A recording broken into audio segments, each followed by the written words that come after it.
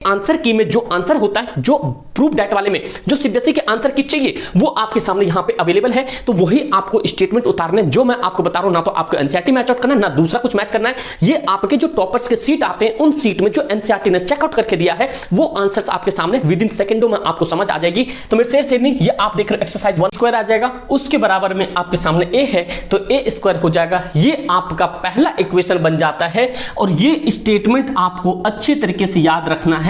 अगर आप यहां तक करके आ जाओगे 1.5 नंबर आपके पूरे मिल जाएंगे। ये सीबीएसई के आंसर की में है क्योंकि देखो मेरे भाई ये जो 5 था ये बी स्क्वायर ऐसे था, ये 5m स्क्वायर था, तो b के नीचे आप क्या करोगे 5 ले आओगे, ये बच गया आपके सामने m। तो ये वाला स्टेटमेंट हमें प्रूव करना है क्योंकि यही तो a अपॉन में b होता है, तो इसीलिए मैंने यहाँ क्या 5 डिवाइड्स बाय। नमस्ते भाइयों, कैसे हो आप लोग?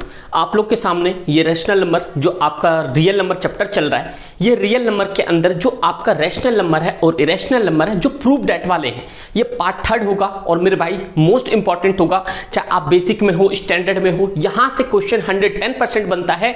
और साथ में जो आपका पार्ट 2 है वो तो बहुत ही ज्यादा इंपॉर्टेंट है। इससे पहले आपके पास अपलोडेड है, वो सारी चीजें देख सकते हो।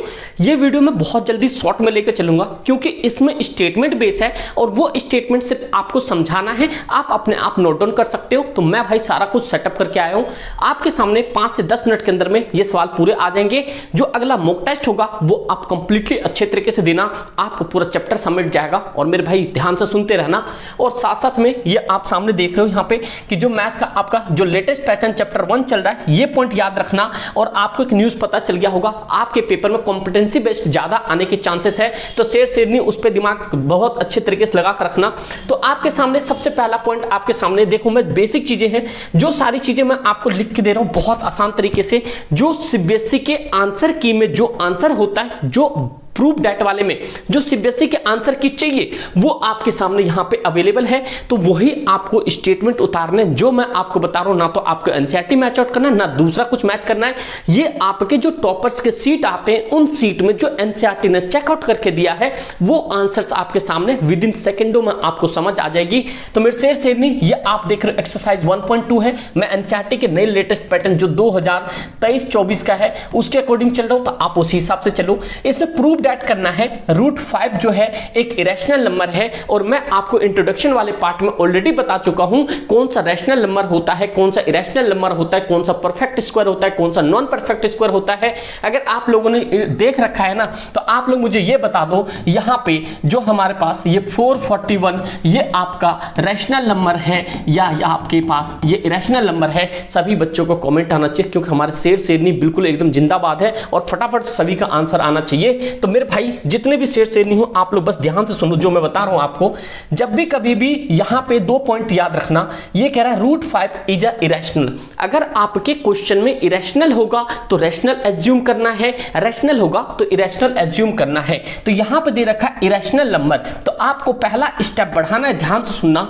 लेट करना है assume √5 is a rational number. It means कि अगर ये इरेशनल है तो यहां पे आपको रैशनल करना है। ये सीबीएसई के ऑफिशियल आंसर किए जब भी मैंने लिख दिया, वैसे भी राइटिंग का समय समझिए क्या दिक्कत होती है, समझ गए। अगला स्टेप आपको देन लिखना है it will be the form of a and b, b equals to not 0। क्योंकि आपके पास क्वेश्चन इरेशनल नंबर है, आपने एज्यूम किया है रैशनल नंबर। रैशनल नंबर को कैसे रिप्रेजेंट करते हो, a अपॉन में b, अब b इक्वल्स टू नॉट 0। समझ गए दोनों स्टेटमेंट, बहुत आसान से स्टेटमेंट के भी नंबर होते हैं। उसके बाद आपको बताना है कि let a and b have no common factor other than 1। क्योंकि आपको यह भी बता देना है जो रैशनल नंबर है a और b, इसके अंदर में एक से ज्यादा कॉमन फैक्टर नहीं होगा क्योंकि ये सारे के सारे नंबर्स क्या है, को प्राइम नंबर है। मैंने आपको इंट्रोडक्शन वाले पार्ट में बहुत अच्छे तरीके से बता ही दिया है।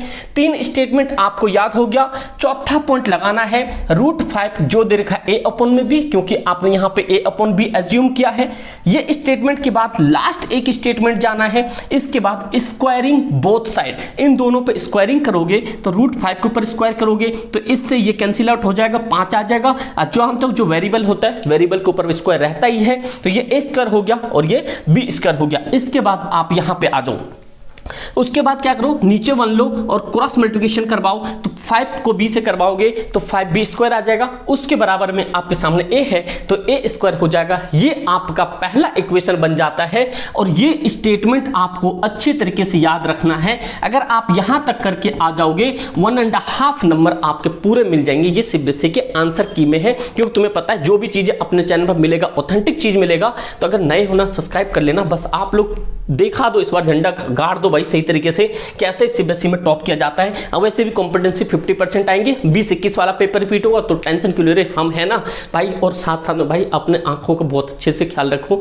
अभी फेब मार्च वाले में जो भी 10-20 के 2022-23 वाले सेशन में थे, पूरी रात जगह उस चक्कर में भाई ये लग गया है। तो प्लीज आप लोग अपना केयर करें। बस मैं एक ही चीज बताना चाहूंगा आपको, यहाँ पे एक स्टेटमेंट याद रखना है जो 5b है और a स्क्वायर है। तो आपको क्या करना है, यहाँ पे 5 डिवाइड्स a, मतलब क्या है 5 जो है a को डिवाइड कर रहा है। इट मीन्स कि ये 5b है बराबर में a स्क्वायर है, b को एज इट इज रखो, a स्क्वायर अपॉन में 5, नीचे 5 आ गया। तो 5 जो है a को डिवाइड कर रहा है, 5 डिवाइड्स बाय भी लिख सकते हो a स्क्वायर। फिर आप लास्ट में क्या करते हैं, इसको इससे स्क्वायर से स्क्वायर कैंसिल आउट हो जाता है, तो दूसरा स्टेटमेंट बन जाता है 5 डिवाइड्स a। तो यहाँ पे 2 स्टेटमेंट याद रखना है, क्योंकि हमें पता है कि जो को प्राइम नंबर होता है या रैशनल नंबर होता है a अपॉन में b होता है। a को तो हमने एज्यूम करवा लिया यहाँ पे, क्योंकि दोनों बार a और स्क्वायर भी चेक कर लिया, a भी चेक कर लिया है। तो ये एक बेसिक फॉर्मेट है, अगर आपको नहीं भी समझ आए दोबारा प्ले करके देखना, शिद्दत से आपको समझ आएगा। अगला एक लास्ट इसका पार्ट है जो आपको बहुत अच्छे तरीके से ध्यान रखना है। जब आप यहाँ पे आ जाओगे तो ये स्टेटमेंट कंप्लीट करने के बाद, यहाँ तक आने के बाद, इस स्टेटमेंट के बाद आपको एक स्टेटमेंट लिखना है। यहाँ पे क्या स्टेटमेंट है, then a can be written 5m, m is integers. मतलब क्या करना है, जो आपके पास पहले a तो कंप्लीट कर लिया, a की वैल्यू समझ जाना है आपको 5m। यहाँ पे a b के बाद एक दूसरा वैल्यू ले लेना, इसे सही से लिख देता हूँ। यहाँ पे आपको लिखना है, यहाँ पे a इक्वल्स टू में 5m। क्या लिखना भाई, यहाँ पे 5m देना, a is a form of return 5m लिख लेना यहाँ पे। फिर आपको क्या करना है, ये 5 को ना ऑन पुटिंग इक्वेशन 1, इक्वेशन आपके सामने ये था 5b, तो एक जगह आपको 5m माना है, जो नंबर होगा 5b आप एज इट इज रहने दो, एक जगह पे वैल्यू पुट कर दो 5m की, तो 5m भी तो इसका 5 तो ऐसे ही एज इट रह गया क्योंकि इक्वेशन था। एक जगह पे आपने 5m माना, तो 5m की जगह तो m का स्क्वायर कितना हो गया 25, और m की स्क्वायर तो m का स्क्वायर ही रहेगा। उसी तरह से 5 से 25 को कैंसिल कर दिया तो कितने बार में 5m स्क्वायर, ये हो गया b। तो यहां से आपके पास 2 इक्वेशन पास करनी है। जो पीछे स्टेटमेंट था यहाँ पे 5 डिवाइड्स बाय b स्क्वायर, क्योंकि देखो मेरे भाई ये जो 5 था ये b स्क्वायर ऐसे था, ये 5m स्क्वायर था, तो b के नीचे आप क्या करोगे 5 ले आओगे, ये बच गया आपके सामने m। तो ये वाला स्टेटमेंट हमें प्रूव करना है, क्योंकि यही तो a अपॉन में b होता है। तो इसीलिए मैंने यहाँ क्या 5 डिवाइड्स बाय b स्क्वायर, फिर आपने स्क्वायर से ये कैंसिल आउट हो गया, तो नीचे लिख लिया दूसरा इक्वेशन 5 डिवाइड्स बाय b। मतलब आपने देख लिया a का भी सेट कर लिया और b का भी। दोनों इक्वेशन प्रूव करने के बाद आपके सामने यहाँ पे एक प्यारा सा स्टेटमेंट देना है। ये खेल भाई आप बस इतना समझ जाओ, आपके एक नंबर भी नहीं कटेगा। 5 is common factor a and b, मतलब आपने देखा a और b के बीच में यहाँ पे भी 5 आ रहा था और वहां पे भी 5 आ रहा था। मतलब आपको ये समझ गया, आप समझ गए होंगे कि a और b में 5 जो है कॉमन फैक्टर है।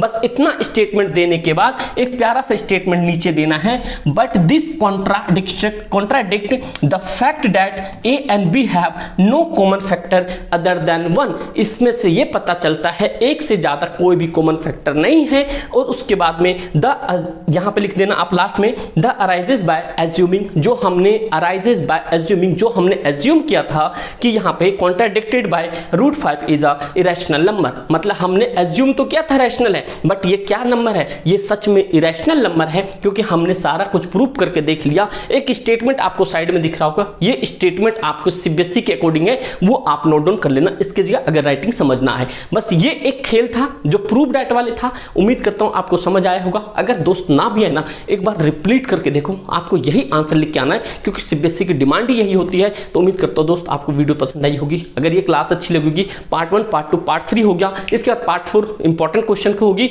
यह मॉक टेस्ट होगा। बस आप लोग इतना सफिशिएंट है, अगर इतना कर लेते हो भाई डंका बजा दोगे 2024 में। आप लोग से की रिक्वेस्ट है, अगर आप नए हो चैनल सब्सक्राइब कर लेना, अपने दोस्त यार में जरूर बताना और कमेंट कमेंट करके तो जरूरी बताना। थैंक यू दोस्त एंड लव यू ऑल। बस एक ही से आप अपने आप को मजबूत बनाओ और आगे बढ़ो, ठीक दोस्त, और अपने हेल्थ का जरूर ध्यान रखना, ठीक दोस्त। Thank you so much.